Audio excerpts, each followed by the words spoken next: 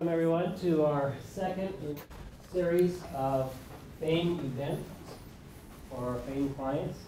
We're glad you're able to be here today. We're very fortunate to have with us Dr. Stephen Rubin. Dr. Rubin is a graduate of the Southern Illinois University School of Medicine. Correct. Is that all out right? And practices in the area of geriatric psychiatry. And he specializes primarily in the area of dementia, assessing and mitigating effects of dementia and other age-related diseases. I've had the privilege to work with him on a number of cases and have heard him speak a number of times as well. So I know what we're in for today. This will be very, very enjoyable. I think what we'll find is that age-related diseases, particularly dementia, are not necessarily an inevitability. But there are things that we can do to proactively mitigate the effects or likelihood of contracting these diseases. So we're pleased to have him with us. I will mention at this point, before I turn the mic over, that Dr. Rubin has authored a book called Autumn Leaves, and we have acquired a copy for every couple that's here. So on your way out, you've been kind enough to autograph each of them. So please grab one on your way out. He's also provided a bookmark that talks a little bit about dementia. So we'll include that. Oh, and I should mention also he's a playwright, but I'll let him talk a little bit about that if he chooses to. We're pleased to have Dr. Rubin. Please join me in welcoming him here today. Thank you. I think I will hold the microphone just to err on the safe side. I thank you. Thank you, Mr. Rader. Well, good afternoon and welcome. I want to thank the good people at Anderson, Dorn and Rader for inviting me to speak today. It's an honor and a privilege to share an hour of time with you. And I'm going to give a presentation titled The Do's and Don'ts of Longevity. And if you can't hear me, please let me know, or you're invited to move closer to the front of the room. If you can't see, please move closer to the front of the room. If you fall asleep, rest well. And I take it as a compliment, because when people fall asleep in one of my talks, it means they trust their environment. Your mic isn't on. I don't think the mic's on. The microphone is on. So if you're sitting in front and can't hear me, I will hold it closer. How's that sound? Thank you. Welcome to the do's and don'ts of longevity. I tend to hold questions till the end, but if there's something pertinent you wish to share, then an interactive hour is terrific as well. My name is Stephen Edward Rubin. I'm a medical doctor from Southern Illinois University School of Medicine, internshiped at Duke University, and completed my residency and gave birth to the first of the 3 children my wife and I know of in Charlottesville, Virginia.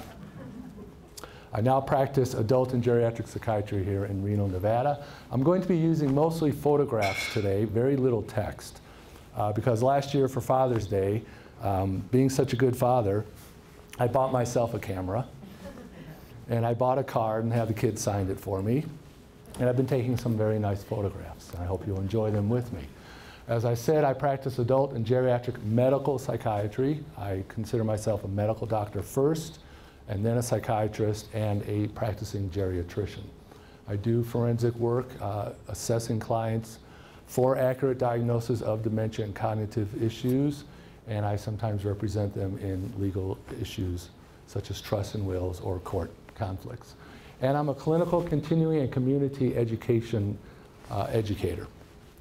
This includes, I will be teaching a class on Saturday, May 12th for the Washoe County School District. If you get the adult education catalogs, I'm listed in there. The Basics of Aging and Dementia will be on Saturday, May 12th.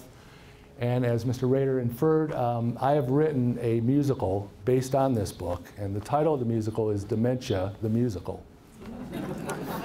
And this is going to be again presented next at the Ollie Learning Center, if you're familiar, at UNR on Tuesday, May 15th. So call Ollie Learning Center if you're interested in seeing that performance. which I'm really excited to share has been accepted for 2 performances as part of Art Town this year. And so you can watch Dementia, the musical, in July. If you keep your eyes open, it'll be at the Steinway Piano Gallery. And that's what I do on Mondays. The book Autumn Leaves, Aging With and Without Dementia is a bestseller.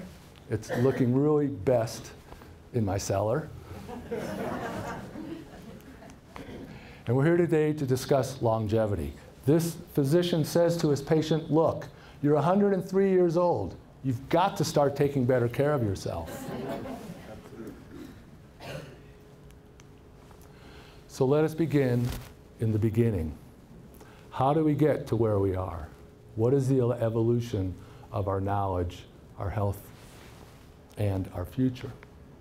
This is one of the few New Yorker cartoons that I understand. Life begins with the basic elements. Sunlight upon the darkness of the earth, hydrogen, oxygen, carbon, silicon, even a little krypton. And from that, the sunrise bringing us the elements of the world coming together, such as the beginning of time. This is a photo from Alaska.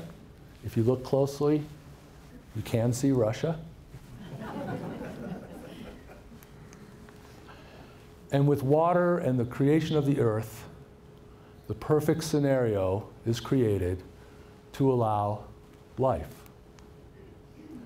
And such is the first form of life, begins with the vegetation of the world. We have a springtime, we have a summer, we have an autumn, and then inevitably we have winter. And thus we have seasons literally and figuratively of our lives. Again, this is the stage, this is the canvas upon which we have the privilege of experiencing an average of 70 to 80 years in modern society. Women tend to live 3 years longer, statistically, likely because it's been earned. I have interviewed several married men who discuss their longevity, their end-of-life decisional wishes. Many married men have shared with me that if they could have it their way, they would enjoy a lovely dinner, make love to their partners, and die quietly in their sleep. When I interview their wives, they tell me that's negotiable. And so life begins as these carbons and hydrogens and oxygen elements come together and create the first life forms, the single molecules that bubbled from the primordial soup. This is an actual photograph from Yellowstone. This is an algae. And from a single cell organism, life evolved into vegetation life. And this is the crux of my presentation as well as the book, Autumn Leaves. Because this leaf represents the human brain. This leaf represents the elements of life necessary for existence, not just to be, but to grow and thrive. And I study botany for a hobby. I probably can't tell you an elm tree from an oak tree, but I read about the hormones, about the cell walls and membranes, about the reaction to light and temperature, and the angle of the sun. Because the more I learn about plant life, the more I've learned to be a dementia expert. For example, phototropism is what allows life. Phototropism is the conversion of sunlight's rays using the chlorophyll properties into energy and food, things that we as people are not able to do ourselves. Phototropism isn't just the acquisition of energy and then the metabolism into recyclable products. Phototropism is a compulsion. And that's one key to longevity, is to be compelled to reach towards the sun. The sunlight doesn't just provide energy, it pulls us to want to live as long as possible. I learned phototropism by observing. A second property, geotropism, or gravitropism. No matter how you plant a seed, it will always grow perpendicular to the earth. And similarly, the riddle of the Sphinx, what walks on 4 legs in the morning, 2 legs at noon, and 3 legs in the evening? The riddle of the Sphinx, the answer being mankind, is defying gravity. So one of the first rules of longevity, obviously, is don't die, but really is defy gravity. For as long as we're standing upright, as long as we're breathing against the pole, as long as our heart can pump, we are alive. We get the first life form in the form of vegetation. And from that evolves mobile living substances. Plants can't really move around too much, but they do move. Flowers and leaves turn with the rays of the sun. They bend. They know when there's space to grow versus another tree crowding. From a leaf evolves the insects, the reptiles, the dinosaurs. I walked out one morning to my car thinking a leaf was on the hood of my car. I went and got that camera because it was an insect. More information, because the evolution is what reverses when we do experience cognitive declines. The sophisticated animation of life. And from them, the wild, wild beast has evolved.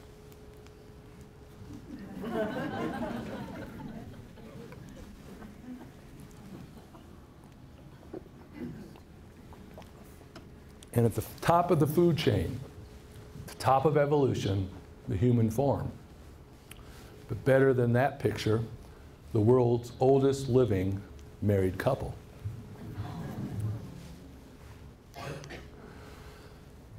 So I present now a photographic journey trying to convince you that the brain is like a tree, trying to distort your perception of nature so that when you leave this room, perhaps you will never look at a tree the same way. You will see the neurologic, cardiovascular human form as portrayed in nature, which is all around us, waiting for us to look, listen, stop, and think. I pretend to you that the brain is like a tree. And the more we understand that aspect, the more we understand why we get older, how we get older, how we cannot be anti-aging, but pro-longevity. And so I can't go for a walk or a run or a hike in the woods anymore without seeing brain after brain after brain. It haunts me. I see a spinal cord with nerve tracts. I see a main aortic cardiovascular vessel branching off into the anterior cerebral artery, the posterior cerebellar artery, the arteries that feed the middle of the brain, the front of the brain, the back of the brain. People don't want to go for walks with me as much. I'll say, look, it's a subclavian artery. And here's an interesting phenomenon with the human development. And perhaps this explains why strokes may occur more on right brain versus left, etc. When the heart pumps blood and oxygen and fluids, the direct blood vessels feed the left side of the brain. The heart goes to the aorta to the carotid arteries, which directly feed the brain. But on the right side of the body, the aorta has to go across the body, and it actually has an extra blood vessel, the subclavian, or your shoulder blood vessels, and then the carotid artery to the head, which means, in effect, there's one more street corner for the blood to get to the right side of the brain. That creates more opportunity for plaque to build up, for narrowing to occur, if there's thickness of the blood, for clots to develop. And that may explain why we may experience asymmetrical or unbalanced changes in our neurologic and cardiovascular systems. And I start to see how this artery feeds the one side of the brain, and this artery feeds the other side of the brain. And it becomes more and more obvious. And how long can I go on with this? Wait and see. Because I want to truly implant this in your perceptions, because when you look outside, the more we understand nature, the longer we get to live. And if you don't get to live longer, you get to live better. I wonder if this person would part their hair in the middle. But this is how dementia works.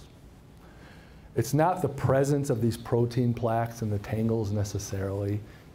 It's where it occurs, how much of it occurs, the ratio. If 100 of us underwent brain scans, we very well would present, the majority of us, with these abnormal lesions.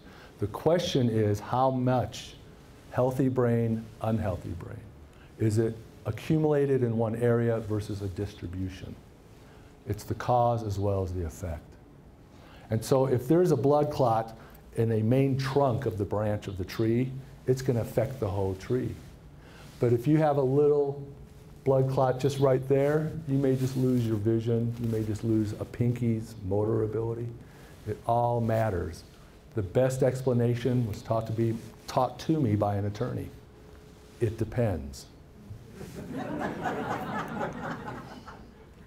Another view of a main artery to the brain branching off to main arteries of the brain. And again, the insects have little arterial and neurologic systems. We humans have very sophisticated tree-like.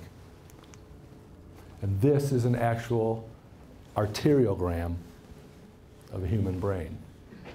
I propose to you the human brain is a tree.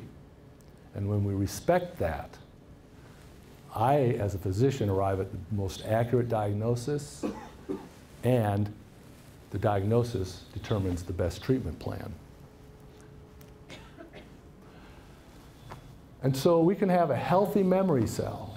The title of my book, Autumn Leaves, because a gross explanation, if you will, is if you accept the human brain as a tree, both neurologically and heart and blood vessel, then the main trunks, the big branches, these are the long-term memories. They've been there since the beginning. The farther away you get from the main trunk, the smaller the branches, the smaller the nerve tracts, the smaller the blood vessels, at the ends of which grow the leaves. These are our memories. And our leaves fall in autumn, figuratively and literally.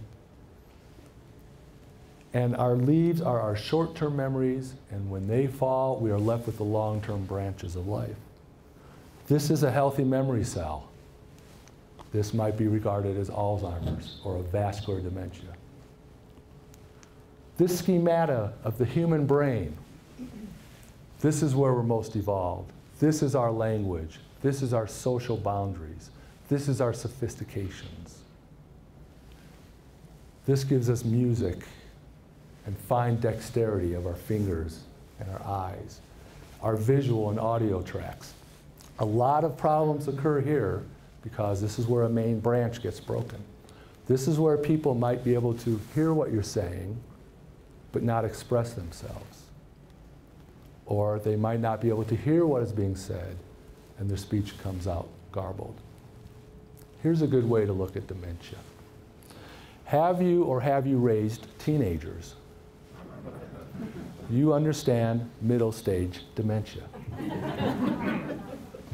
How many times do I have to tell you to clean up your room? Impulsive judgment. Failure to plan ahead.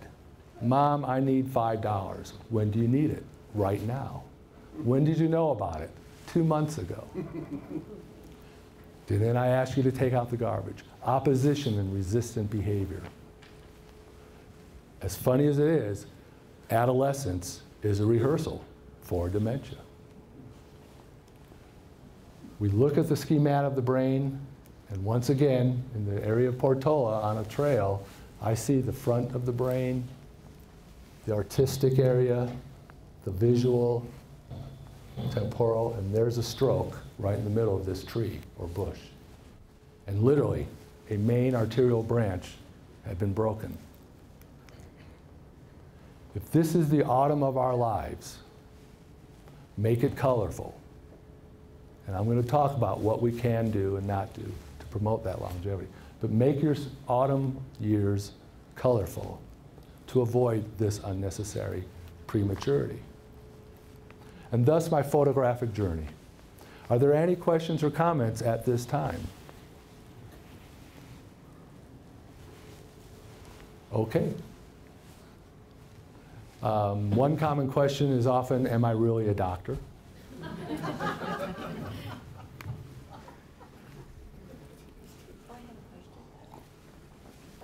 Yes, please.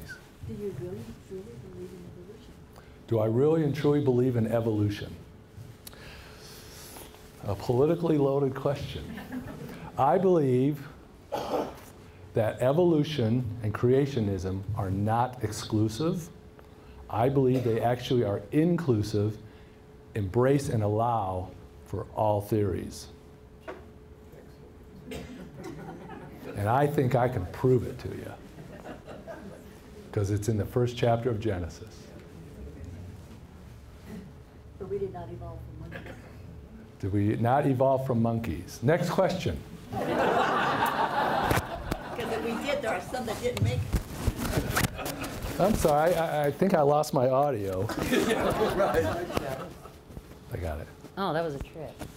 That's right. It's convenient. Do's and don'ts of longevity.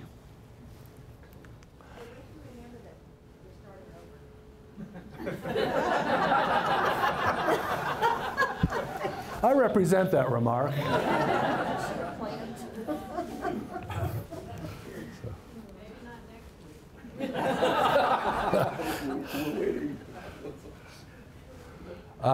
Strategies for maintaining cognitive health. One of the great compliments I've received was that I'm a psychologist trapped in a psychiatrist's body, because I really enjoy so much of my work. My medical work, when I go into nursing homes and hospitals, I'm a medical physician.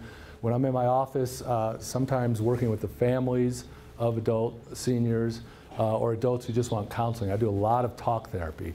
Some people have accused me of being anti-medication, and that's a misidentification. I am very pro-sensibility. So I do a lot of cognitive strategy training to help people cope, and actually you'll see in chapter 6 of the book, strategies for coping, not only for yourself, but for those who you care and help with and love. And the second aspect is how to cope when declines do occur, because everything in life is pretty much optional, except we do need to age and we do have to die. The choice is how we wish to age and best prepare ourselves for that inevitable. So there's different ways to cope. And we want serenity, and we want it now. And we've become an immediate gratification society. And that's becoming really tough, because if you remember Alvin Toffler's book, Future Shock, he wrote, it used to be that if something was good, it would sell. And in modern times, if it sells, it's good. And so we're experiencing the fact that also in the book he talks about how technology exceeds ethics. We have these new capacities. We're not sure what to do with it. We are living longer. How do we deal with that financially, medically, socially, spiritually, psychologically? And with the iPads and the iPods and television and electronic telemedicine communications, the American dream has come true. Everyone lives in their own home. And if you read the Faith Popcorn Report, no joke, the Popcorn Report discusses how the American dream of owning your own home has turned us into an isolated society. And we can't get our resources to the individuals, especially the seniors who are disabled. How do we get a community back together without losing the individuality and the integrity? So these are wonderful challenges, because one way I coined dementia and cognitive decline is the body outliving the mind. So our goal is to make it to 103 years and beyond, is to do it with our faculties intact. Otherwise, it's just existence. So we are at risk of looking for that quick fix. And with all the monies being poured into the Alzheimer's development and research, much of it will result in wonderful advances in science, technology, and quality of life. But it's also the mythological fountain of youth, the eternal chase. And I don't know, but sometimes eternity can get pretty boring. So it's our responsibility to accept, in my observations, that life's only going to get tougher. What can we do to make the moments worthwhile, to justify and continue to grow? Now there's alcohol, one of the most common and popular sedatives and serenity providers on this planet.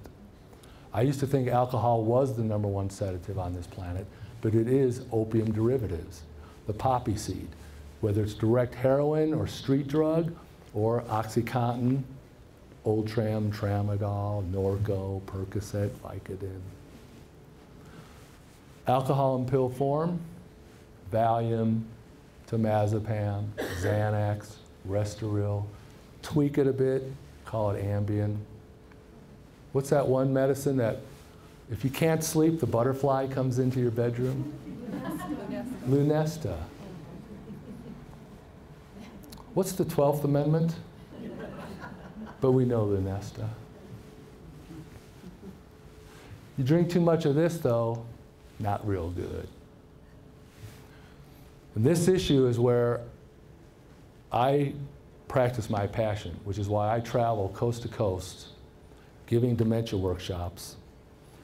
And it's not financially lucrative because I'm competing against the pharmaceutical companies who will pay a physician such as myself more money for 1 hour at our local restaurant to sponsor the latest and greatest than what I might get traveling to the East Coast. But my mission is education, which is one of the elements of longevity, as I'll come to.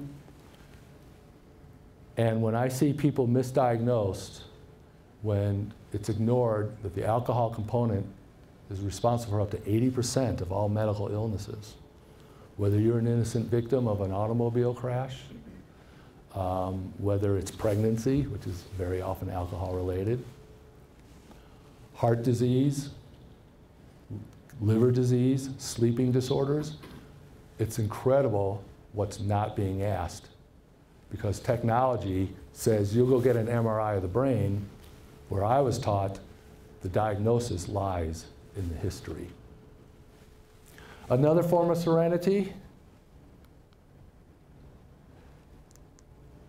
I think I turned it off. Another form of serenity is the tablet form. And we justify. Too many of these, though, same results.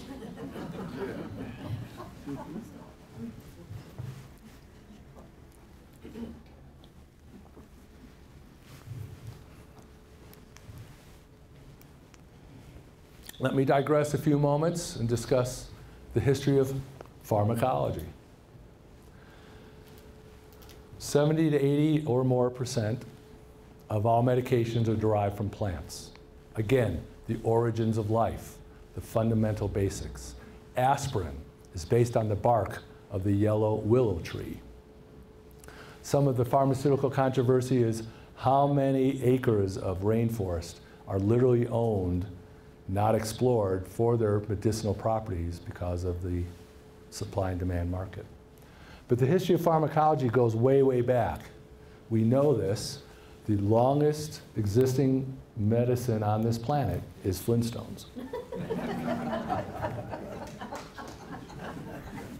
More evidence of evolution. She's not buying this, and that's okay.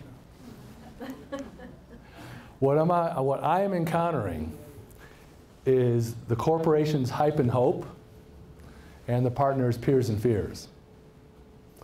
There is so much propaganda, like cognitive decline and dementia itself, so much confusion, what is and isn't frontal temporal lobe dementia, Lewy body dementia, Parkinson's disease with or without dementia, Alzheimer's dementia. Is it a syndrome? Is it a symptom? Is it a cause? Is it an effect? Is it a coincidence? There's so much information that we're losing track with our basic roots. And that's my mission for traveling and sharing what I believe are very accessible explanations. Because the more we understand what kind of pressure we're undergoing, the more we know we need to learn for ourselves. Old cartoon, the physician says, now this medication can cause weight gain. How so, asks the patient. Well, says the physician, the drug company wines and dines me for prescribing it. I travel coast to coast. I've been accused of being a bicoastal heterosexual. I said that right, yes. And Nevada has a reputation of perhaps being the most pharmaceutically influenced lobbied state in the union. Having served on the Drug and Utilization Review Board for 7 to 8 years, I cannot deny that claim. We're allowing private interests to educate at our university, on our government hospital grounds, our federal grounds, and the knee bones connected to the thigh bones, connected to the spine bone, et cetera. I call for sensibility. The physician says, take 2 just before you go to bed, and 2 just before you wake up.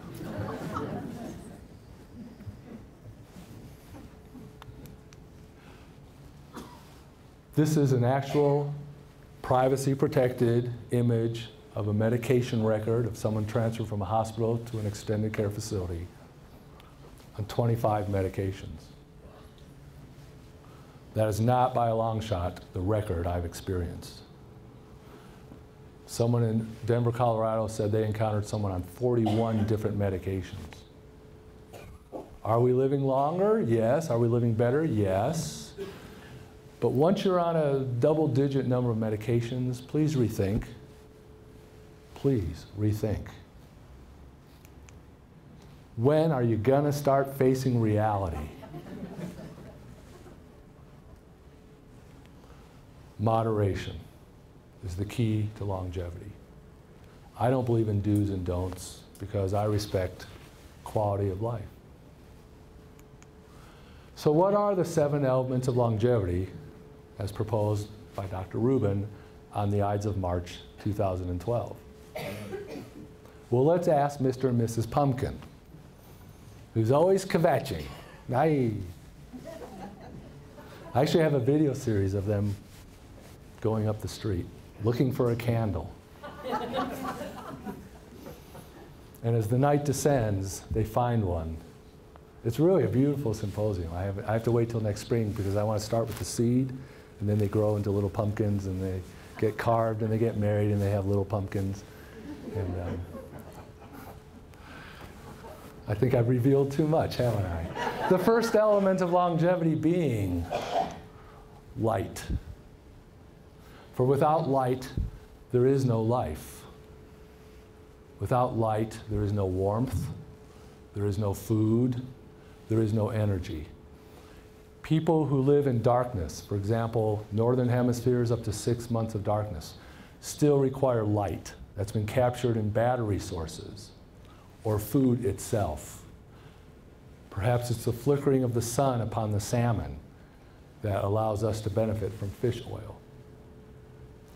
But as I said earlier, phototropism isn't just the receiving of light to create energy and food, it's the response to the stimulus of light, which compels all living entities to grow and expand and defy gravity for as long as possible. Trees, the reason I study them, live up to thousands of years. I want to know their secrets. We need sunlight as human beings, and with healthy aging, sunlight gives us our vitamin D and vitamin A, and it converts serotonin into melatonin, so you don't need Lunesta. So it really matters. The second element of longevity I propose to you is air, oxygen. A pack of cigarettes a day is a comfort ingredient, but that's 100 minutes a day of oxygen deprivation, replaced by 200 carcinogens, including carbon monoxide. If you've survived a fire directly in your home or lived in Reno in the past 3-4 months, we're oxygen challenged. Have you seen the Los Angeles forest? It's oxygen challenged. Survey time. I predict 25% of you will have the confidence to raise your hands to the following question. Raise your hand if you snore. Very well. You snore very well. 50% prediction will raise your hand because it's fun to rat out your partners. Raise your hand if you sleep or have slept with a partner who snores. I'm in the range. See, we have about 60 people. I'm going to estimate 2 people, give or take 2, will raise their hand to this following final third question.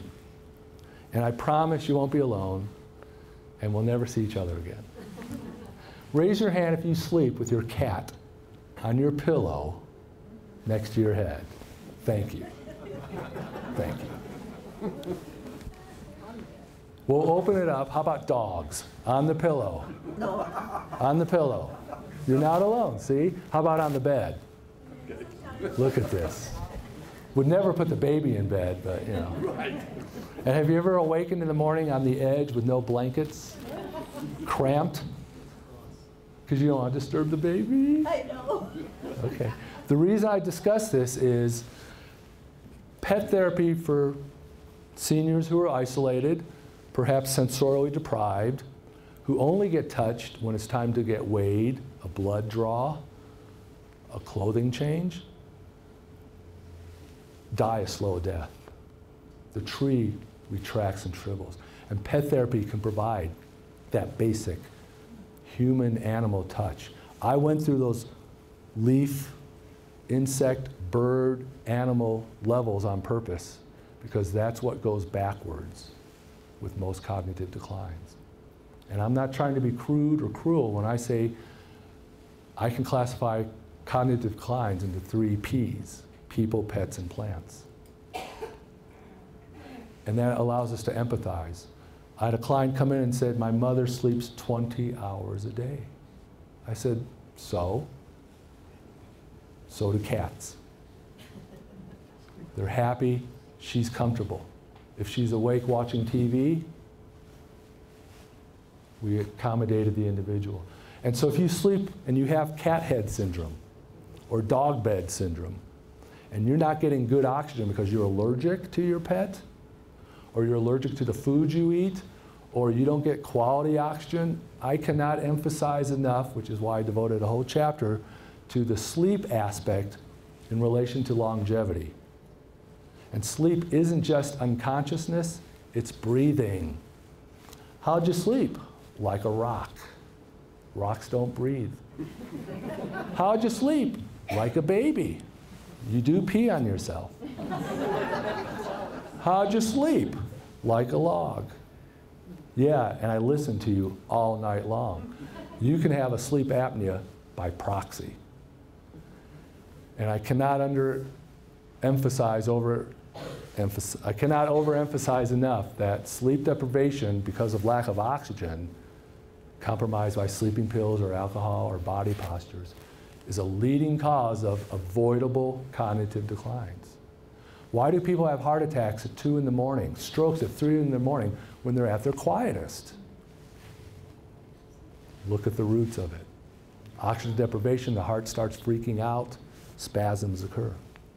So the first element of longevity I propose is light. The second element of longevity is air, oxygen. The third element is water. Thanks to the rain, I won't be at Bodega Bay this weekend where I took this picture.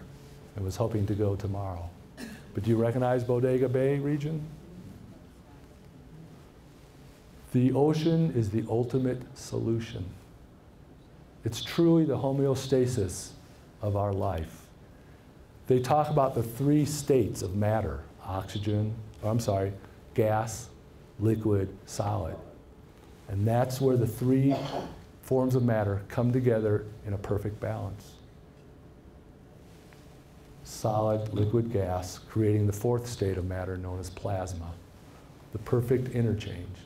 We need sunlight, we need oxygen, we need proper fluids, and seniors don't drink enough fluids because they've already got bladder problems. And if I'm going to go out to dinner on Thursday, I won't drink starting Monday.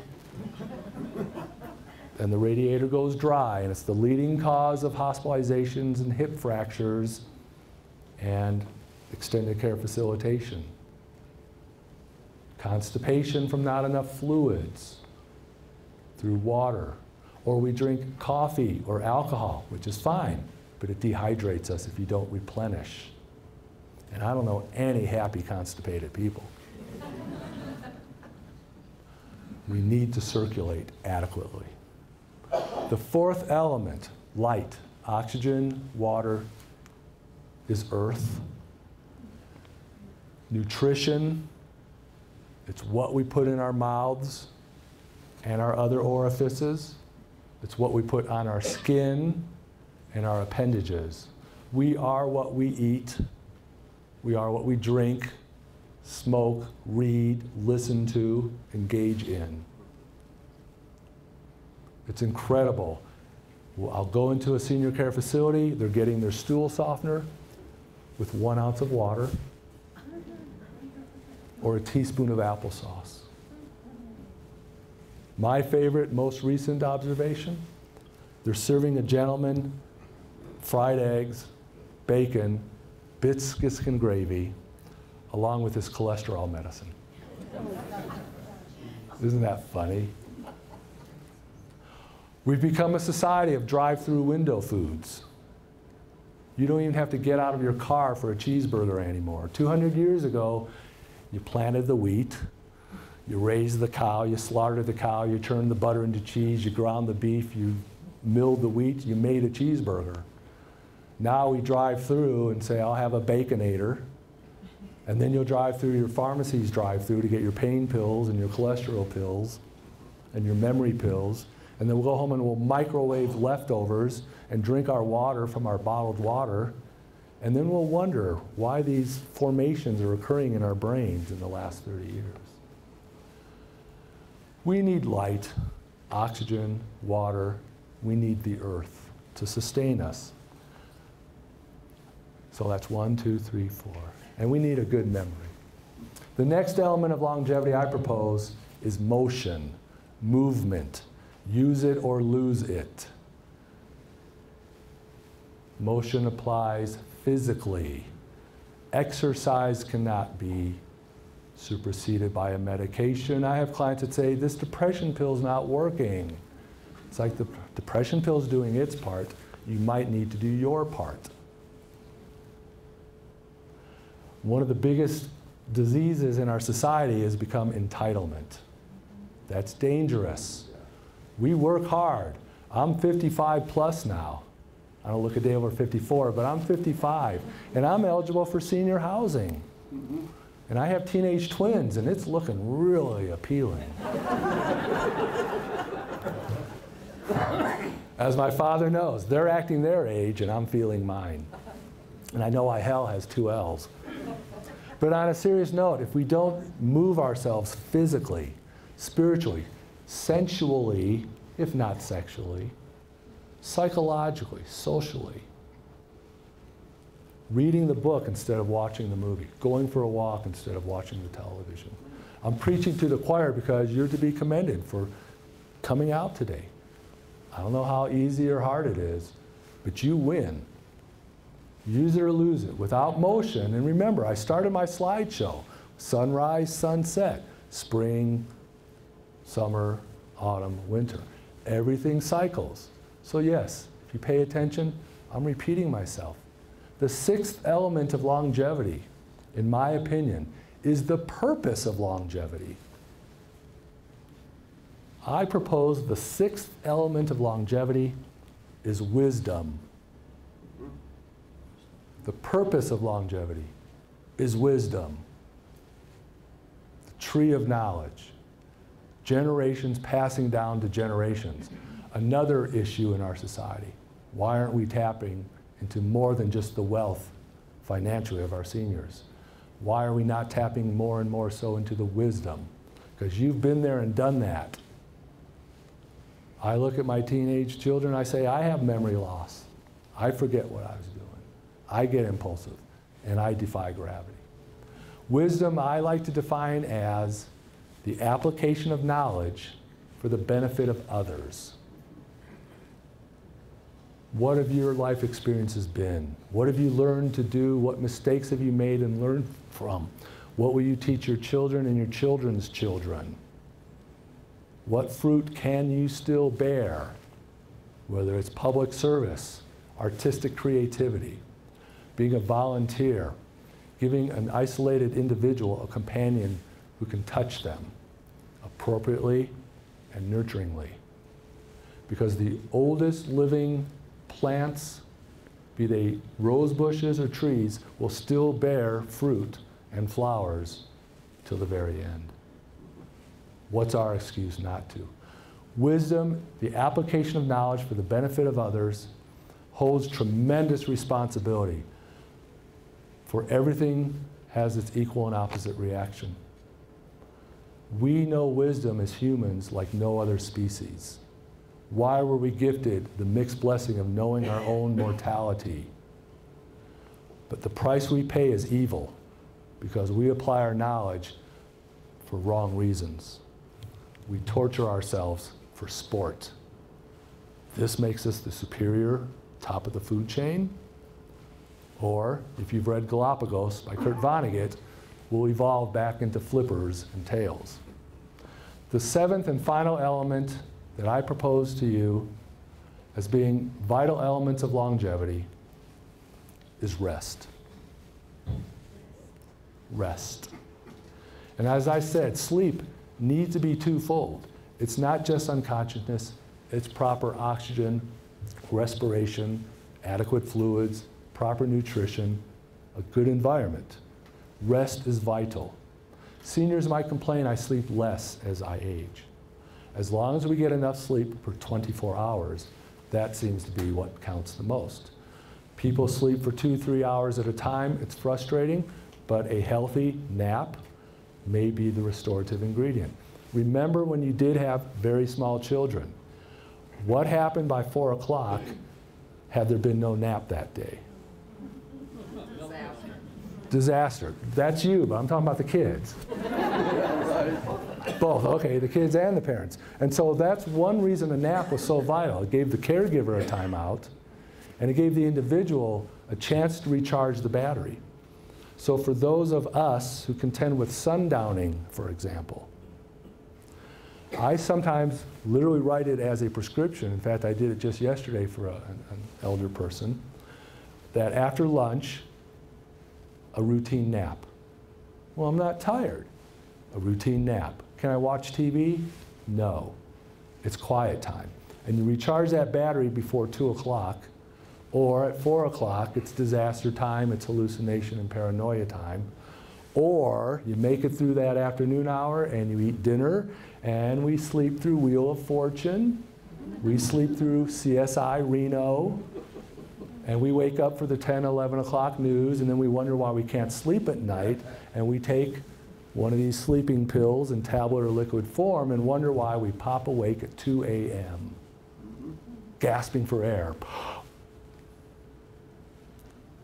Proper rest means proper respirations. Proper rest is the opposite of sunlight. It's not eating for a while. It's the silence between every beat of the heart. It's the stillness before your next inspiration. And these, I propose to you, are the 7 elements of longevity as gleaned from one of the oldest living documented texts on the planet, as conveyed to me by walking through the woods.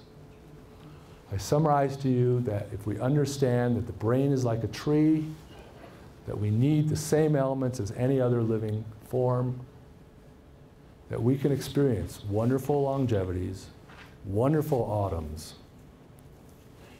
And if we don't remember yesterday, then savor today. This is my summary of light, air, water, earth, motion, wisdom, and rest. These are the do's and don'ts of longevity. And this is my opportunity to say thank you.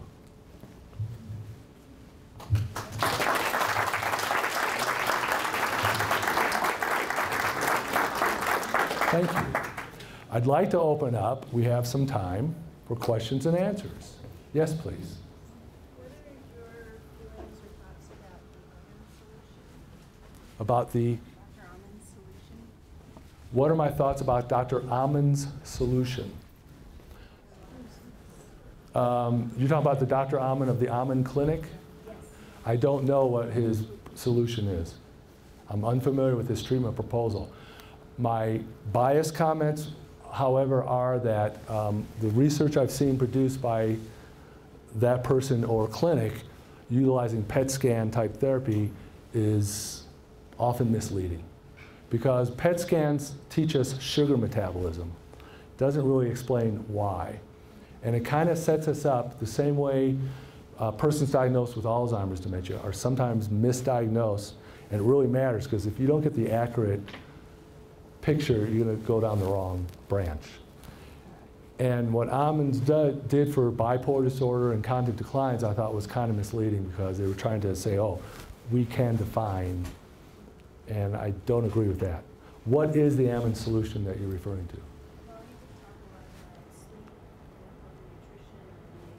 a lot about Sleep, proper nutrition, alcohol moderation, not having pets in the room, getting out, caffeine. not have pets in the room, move it or lose it. So we're all standing on Shakespeare's shoulders, reiterating what's been said. My bottom line is this: there's no such thing as normal. Is an individual functional or not? And if your habits and lifestyles are working, God bless you, because we're all doing something right. Everyone in this room is an expert on aging. Everyone is. Because we're still green. Just because we're doctors or wrote books or we're on TV doesn't mean we have the answers. I think outside has more answers. But it sounds like it's a similarity. Another question or comment? I saw your hand, and then you next, please. Yes, ma'am. I have two questions about vitamin B12. Vitamin B12 questions. I thought that vitamin, the nurse told me, I'm using B12 shots, because there's different qualities of B12, and Medicare pays for the lowest quality. And then the second question I have is, she also said there's a poison in the B12, it starts with CYAN. So if I'm hearing the questions right, the first one is the quality or the differences in B12 supplements or formulations. And secondly, is there some kind of a CYA cyanide type of poison in B12? The latter question is, I've not heard of any poisonous compounds, but cyanocobalamin may be a generic biochemical name for B12. So to my knowledge, there's no poison aspect of B12. The first question of quality of B12 in different formulations and injections versus oral, et cetera. If you get 100 doctors, you'll get 102 opinions. It's almost like our generics different than name brand. You know, if my name brand medicine was trucked through Arizona and broke down for 2 weeks in the middle of summer in 130-degree heat and sat for 2 weeks, the generic might prove better than the name brand in that case. We really don't know. It's case by case, it's your experience, it's your discussion with your provider. And it's your information. You get the knowledge and you apply it to yourself. B12 is a necessary vitamin as an enzyme to allow catalytic properties so that energy can be converted. So if you eat well, maybe a multivitamin is good enough. If you need extra vitamin B12, I'd like to assume that there's been a definitive identification of an anemia, for example, that's due to that vitamin deficiency. And you had your hand next, please. I'm confused about, a lot of times I seem to lump Alzheimer's and dementia, whether it's vascular or whatever, together, and they're not the same, are they? The question is confusion regarding Alzheimer's versus vascular dementia. Are they the same or are they not? It's one of the pages on the little handout. What's the difference between Alzheimer's and dementia? Well, here's my prepared answer. When I was a child, my mother prepared a dessert item. It comes in different colors and different flavors. You boil it and then you refrigerate it and it hardens. It wiggles. And to ruin the experience, Mom adds these chunks of fruit. And this is called? Jello. Wrong. Gelatin. Okay? And what's the difference between Jello and gelatin? Jello is a brand name, gelatin is a product. Coca-Cola, Pepsi versus a cola. Am I about to sneeze into a Kleenex, or is this a Stay Puft or a select brand? I don't know. And that's where the Alzheimer's becomes a Jello of dementia. Oh, you had Alzheimer's diagnosis, but if you don't recognize the underlying causes, which are usually cardiovascular, the heart is a pump. And in fact, I'm actually working on the 10 top causes of Alzheimer's, because the number one is cardiovascular. The heart can only beat so many trillion times in a life. The blood vessels do get brittle. They do get plaque. They have to take that extra turn. Pulmonary diseases from oxygen deprivation. Emphysema, used to smoke for 12 years, but that was 20 years ago. Well, the 12 years predisposed you. Maybe when I was 7 years old, I fell off my bike and hit my head. And at the age of 85, this MRI shows a soft spot. Well, that's where the Alzheimer's is. Well, how do we know? Glenn Campbell's Farewell Alzheimer's Tour, recovering alcoholism, it matters. And boy, does the treatment matter when you tease out the correct diagnosis, the correct type of dementia.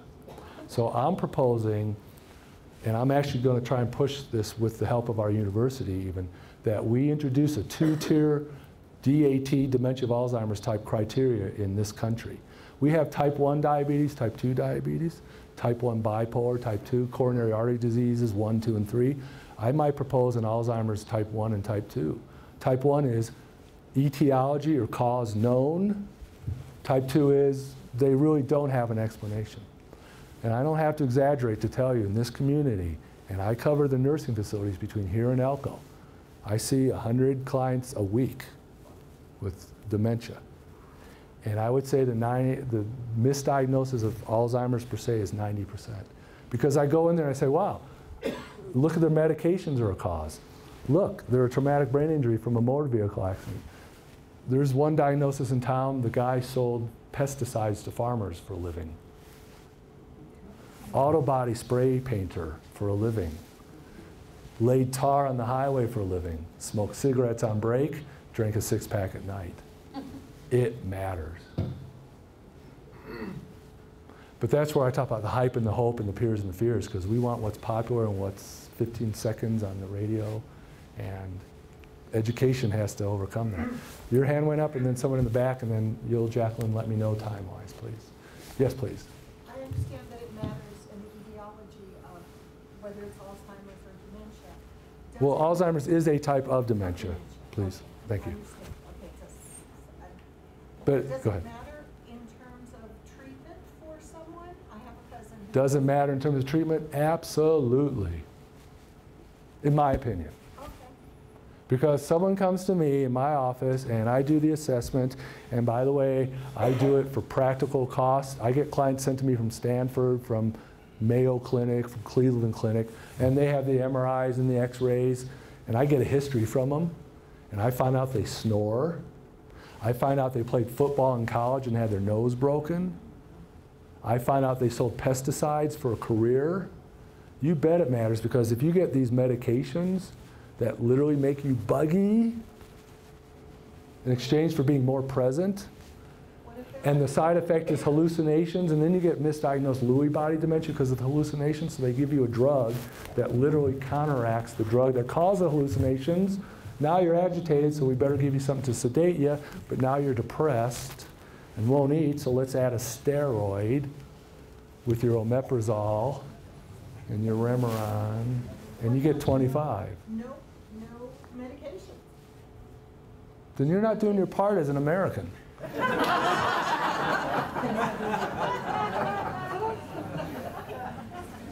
Sir in the back? Yes. Oh, or ma'am? There was well, I wasn't mistaking you as a sir, but. Can you tell us more about this snoring aspect? The snoring aspect. So do you believe there could be testing for predisposition? Snoring and testing, chapter 4 of the book. And that gets back to when someone comes in with a diagnosis and I find out that they snore, I might adjust their medications. Often I reduce. Again, I'm pro-sensibility, not anti-medicine. And maybe an elevated hospital bed to relieve the gravity closing the airways. Oxygen, that makes sense if insurance will authorize it, because you have to go and take a test where they give you a sleeping pill, you lay on a gurney, and they watch you through a window and go, you look fine to me, and you're going, then why am I never rested? So again, it's back to the original art form of interviewing your client and asking the right questions and looking for the fundamental elements. So oxygen, I've seen alter the course. Medication adjustments alter the course. Dementia is not reversible by definition, but I've seen people who presented in a stage 2 level revert back to a stage 1 level, or actually clear up, which means they didn't have dementia in the first place. It was a pseudo, which controversially, the statin drugs. Top 3 side effects in seniors include memory loss, arthritis, and muscle pain. I'll let you guess what might top 3 complaints be for seniors other than memory loss, arthritis, and muscle pain. So with back to sleep apnea, I send my clients to an overnight in their own home kind of test. I want to know their oxygen drop. And clients say, oh, I was in my doctor's office and I was a perky 94%. You were wide awake at 10 o'clock in the morning, of course. I want to know how low it drops at 2 o'clock in the morning.